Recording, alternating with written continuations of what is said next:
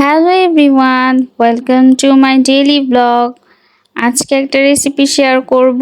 রেসিপিটা হচ্ছে সবার ফেভারিট, আই থিঙ্ক, ল্যাটকা খিচুড়ি এবং গরুর মাংসের ঝোল আলু দিয়ে। তো আমি জানি বৃষ্টি হচ্ছে 2 দিন যাবৎ সবার বাসায়, গতকাল না হলেও আজকে সবার বাসায় বৃষ্টির জন্য এই খিচুড়ি রান্নাটা হয়েছে। যদিও বাইরে অনেক বেশি হ্যাসেল হচ্ছে বৃষ্টির জন্য, আমরা ঘরে বসে যতই বৃষ্টি উপভোগ করি না কেন, কক্সবাজার এবং খুলনা, যশোর ওইসব অঞ্চলে পানিতে ডুবে গেছে। আমাদের জন্য আনন্দের হলেও তাদের জন্য খুব কষ্টকর হচ্ছে। তারপরও কি আর করার, খাওয়া তো আর বন্ধ হয়ে থাকে না মানুষের দৈনন্দিন জীবনে। তো হাজব্যান্ড গতকাল বলেছিল যে সে ল্যাটকা খিচুড়ি খাবে আর গরুর মাংস খাবে, কিন্তু বিপদে একটাই পড়ে গিয়েছিলাম। আমি না কখনো ল্যাটকা খিচুড়ি রান্না করিনি, সবসময় আম্মুর হাতে অথবা খালামুনি অথবা মামি সবার হাতে খেয়েছি। মোস্ট প্রবাবলি আমার আম্মু ল্যাটকা খিচুড়িটা রান্না করতে পারে না বেশি একটা। তো যাই হোক, কি আর করার, ভাবছি ল্যাটকা খিচুড়িতে বেশি করে পানি দিয়ে আজকে রান্না করব, পারি আর না পারি। তো যাই হোক, তো আজকে হাতে মেখে গরুর মাংসটা করব। তো এখানে আমি দেখো কি কি দিয়ে দিচ্ছি। প্রথমে মাংসটাকে ভালো করে ধুয়ে পানিটা একদম ঝরিয়ে এখানে আমি হলুদের গুঁড়া, মরিচের গুঁড়া, ধনিয়ার গুঁড়া, জিরের গুঁড়ো, তারপর সামান্য আমি রাঁধুনি মশলাটা দিয়েছি। এটা দিলে গ্রানটা অনেক সুন্দর আসে। লবণ দিয়েছি, আর এখানে আমি সামান্য পরিমাণ টক দই দিয়েছি। এলাচ, দারচিনি, তেজপাতা তো আছে, আর এখানে আমি তেলটা দিয়ে দিচ্ছি। তো সুন্দর করে আদা রসুন বাটাও দিয়েছি কিন্তু। তো সুন্দর করে আমি মশলাগুলোকে মাংসের সাহায্যে একদম মেখে নিচ্ছি। হাতে মেখে মাংসটা বসালে কিন্তু অনেক বেশি স্বাদ হয় জানো, কষিয়ে রান্নার থেকে। যখন তুমি হাতে মেখে মশলাগুলো সুন্দর করে মাংসের গায়ে গায়ে লাগিয়ে দিবে, তখন না তরকারির স্বাদটা অনেক বেশি বেড়ে যায়। তো আজকে তাই করেছি, হাতে মেখে আমি সুন্দর করে গরু মাংসটা রান্না করেছি। যেহেতু হাজব্যান্ড খেতে চেয়েছে, তাই আজকে মন প্রাণ দিয়ে রান্না করেছি। প্রতিদিন তো মন প্রাণ দিয়ে রান্না করি, কিন্তু আজকে একটু বিশেষ মন প্রাণ দিয়ে রান্না করেছি, যেহেতু প্রাণের স্বামী খেতে চেয়েছে বলে কথা।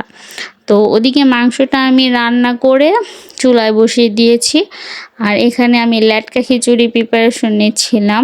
তো আজকে আমি ল্যাটকা খিচুড়িটা সরিষার তেল দিয়ে করেছি। এটা দিলে ভালো লাগে, ঝাঁজটা সুন্দর আসে। আর এটা তোমরা পোলার চাল দিয়ে করতে পারো। তো আমি নর্মালি সবসময় পোলার চাল দিয়ে খিচুড়ি রান্না করে থাকি, কিন্তু আজকে আমার হাজব্যান্ড বলেছে ভাতের চাল দিয়ে নাকি সে খিচুড়িটা খাবে। তো ভাতের চাল দিয়ে আসলে একটা করব। তো আমি তেলের মধ্যে পেঁয়াজ, দারচিনি, এলাচ, লং, আদা রসুন বাটা, লবণ সব কিছু দিয়ে সুন্দর করে একদম ভাজা ভাজা করে নিচ্ছি। ভাজা ভাজা করার পরে এখানে আমি সামান্য পরিমাণে একটু লবণ দিয়ে নিয়েছি, ধনিয়ার গুঁড়ো দিয়েছি, হলুদের গুঁড়ো দিয়েছি, মরিচের গুঁড়ো দিয়েছি, জিরার গুঁড়ো। নর্মালি খিচুড়িতে যা যা প্রয়োজন হয় সব কিছুই আমি দিয়ে নিয়েছি। তো দেখো মশলাগুলো সব কিছু দিয়ে দেওয়ার পরে আমি পানি দিয়ে মশলাটাকে সুন্দর করে কষিয়ে নিয়েছি। আমার না বৃষ্টির দিন আসলেই খিচুড়ি খাওয়ার ক্রেভিংটা অনেক বেশি বেড়ে যায়। আগে তো ধরো আম্মুকে বললে আম্মুর সাথে ঘেনাঘেনি করতে করতে তারপর দেখা যায় আম্মু রান্না করতো, তখন দেখা যায় বৃষ্টিও চলে যেত। কিন্তু এখন নিজের বাসায় যখন ইচ্ছে তখনই আমি সব কিছু করতে পারি। তো এখানে দেখো চাল, ডাল, মুগ ডাল সব কিছু আমি ধুয়ে সুন্দর করে আগে ঝরিয়ে নিয়েছিলাম। তো এখানে সব দিয়ে দিলাম। তো এখানে তোমরা বুটের ডালটাও অ্যাড করতে পারো। খিচুড়িতে তোমরা যত প্রকারের ডাল দিবা ততই খিচুড়ির স্বাদটা বেড়ে যাবে। তো আজকে আমি 2 পদের ডালই দিয়েছি। তোমরা এখানে খেসারি ডালটা ইউজ করতে পারো, বুটের ডালটা ইউজ করতে পারো। এভাবে যদি তোমরা কয়েক পদের ডাল দাও তাহলে কিন্তু খিচুড়ি অনেক বেশি টেস্টি হয়।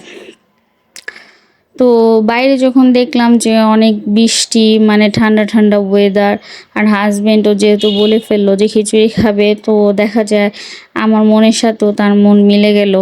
তো ভাবলাম যে বলেছে যেহেতু করেই ফেলি। তো এইখানে দেখো আমি শুধু পানি দিয়েই যাচ্ছি। আজকে ভাবছি যে ভাই পানি দিতে থাকবো, লেটকা খিচুড়ি তো হবেই। তো আমি আসলে জানি না এখানে কয় কাপ পানি দিছি, আমি দিয়ে ফেলছি। তো দিয়ে এখানে কাঁচামরিচ দিয়ে দিছি।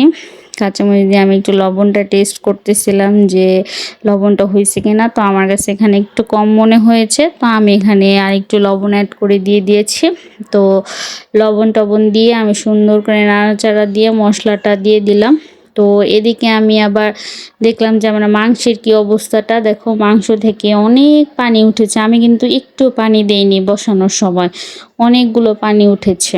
আর দেখো মাংসের কালারটা কত সুন্দর এসেছে, মশলাগুলো মাখা মাখা ছিল, তো তাই দেখো মাংসগুলো অনেক সুন্দর হয়েছে। আর আমি কিন্তু এই রান্না আজকে পানিটা খুবই কম ইউজ করেছি পরবর্তীতে।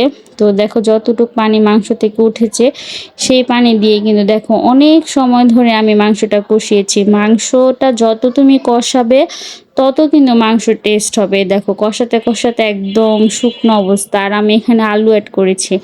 আমার হাজব্যান্ডের বাবা আলু ছাড়া চলবে না, ইভেন আমারও আলু লাগবে। তো আমি আলু দিয়েছি, ঝোলের পানিও দিয়ে দিয়েছি। তো সাডেনলি কারেন্ট চলে গিয়েছিল। তো দেখো আমার খিচুড়িটা অলমোস্ট ডান। অনেক সুন্দর একটা গ্রান আসছিল মুগ ডালের, মসুরি ডালের, তো ভালোই লাগতেছিল। তো ফাইনালি আমার খিচুড়িও রেডি হয়ে গিয়েছে, একদম সুন্দর। আমি একটু মাঝে টেস্ট করেছি, খুব ভালো হয়েছে। আর এখানে আমার তরকারিটা দেখো, ওয়াও, জাস্ট সুন্দর একটা কালার এসেছে। আর তেলগুলো দেখো কি সুন্দর উপরে উঠে এসেছে।